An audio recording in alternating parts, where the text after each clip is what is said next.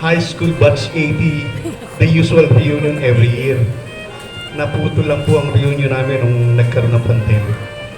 Well, ang naaalala ko talaga kay Chi is siya yung laging very persistent pagdating sa reunion happenings namin. Lagi yung siyang nakaantabay, nakaalalay. At usually, parang siya yung, sa totoo lang siya nagtatag nung namin, nung batch 80 association namin sa high school. Coming from Emilio Aguinaldo High School na matatagpuan po sa Quiapo, Manila. Jassy. Stay. Hindi ko po expected sa salita dito. Ang alam salita dapat, yung kararating lang pong nandyan, si Mr. Giorgio Placido.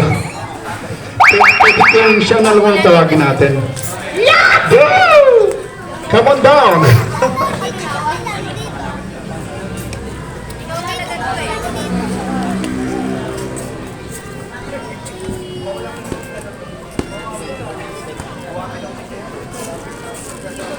Hello girls.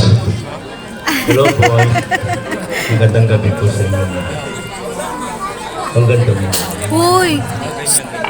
Neni, sit down. High school tayo. Oo naman, sabi ko yun. Ang ganda ng buhok mo, parang banig. Bola lang yan. Alam mo ba yung banig na sinusuway-suway? Ito nga pala. Ako nga pala si Georgia. May event kami, ako si Georgia, pero may real name is Placida Mangutay. Ito po si Che, best friend ko siya. Since nung high school kami, nagtaka ka ako, bakit kapaibig niya si Peña Verde, samantalang mas maganda sa Peña Verde. Kaya nga dati po siyang Jacobe, for your information. Si Che, Josepina Jacobe, during time na girl pa siya. Ngayon, wife na siya, kaya naging Peña Verde. Doble na po yung kanyang pangalan. Oo nga, alam ko naman mga kapatid yan ang ganyan. Bakit mo siya nilalain? Actually, short ako siya dati, nauna ka na. Neni! Sit down, Neni. Nung theater tayo, nag-journalism tayo. Sa class ko yan. Kasama si Guglielma, si Gitara, si Pasimio, Kasi ang dumitin na. si Milada. Nga pala sila.